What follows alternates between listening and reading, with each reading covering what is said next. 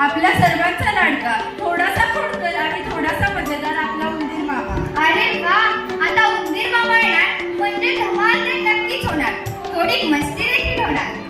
होय, तर चला टाळ्यांच्या गजरात स्वागत करूया उंदीर मामा आलो या मजेदार गाण्यावरच्या नृत्याचं.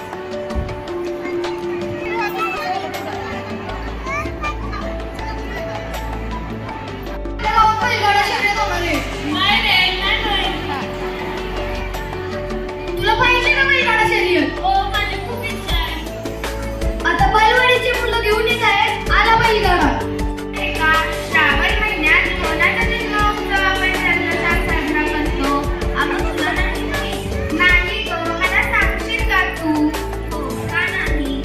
श्रावण महिन्यात नटखट बालकृष्णांचा जन्म झाला आहे. त्या दिवशी आपण दहीहंडी साजरा करतो. हो का? मला पण दहीहंडी बघायची आहे. अगं चल मग दहीहंडी दाखवते मी तुला. कुठे? अगं बालवाटिकेतील फुबाई फू दहीहंडी सॉन्ग सादर होत आहे. चला तर मग दहीहंडी फू सॉन्ग सादर करत आहे. आपल्या लोकसंगीतातून आणि नृत्यातून दिसून येतो. ढोल ताशांचा आवाज, मराठी टेक्याची लय ऐकली की आपले पाय आपोआप सरकतात. ढोल ताशांचा नाद आणि मराठी का म्हणजेच महाराष्ट्राचा अभिमान. हा तो जोश आपल्या मंचावर पाहायला मिळणार आहे. चला तर तयार व्हा एका दमदार सादरीकरणासाठी. जोरदार टाळ्यांच्या गजरात स्वागत करूया मराठी ठेका. फुले आहेत, नाचणारा मोर नाही ना, सुंदर फुले आहेत.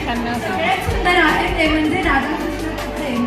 राधाकृष्णाचं प्रेम. होय, राधाकृष्णाचं प्रेम. तर अशीच राधाकृष्णाची ललित कथा सादर करण्यासाठी येत आहेत इयत्ता पहिलीचा विद्यार्थी. या कथेतून आपल्याला कळते की जीवनात मैत्री, विश्वास, प्रेम किती महत्त्वाचं आहे. चला, टाळ्यांच्या गजरात स्वागत करूया इयत्ता पहिलीचा विद्यार्थी. शिवाजी महाराजांचे नाव घेतले की आपली छाती अभिमानाने भरून येते ना. हो ना, कारण महाराजांच्या स्वराज्य स्थापनेत आणि शूर आणि निष्ठावान मावळ्यांचा खूप मोठा वाटा होता. मावळे म्हणजे पराक्रमी, धैर्य, स्वराज्यप्रेमी होते.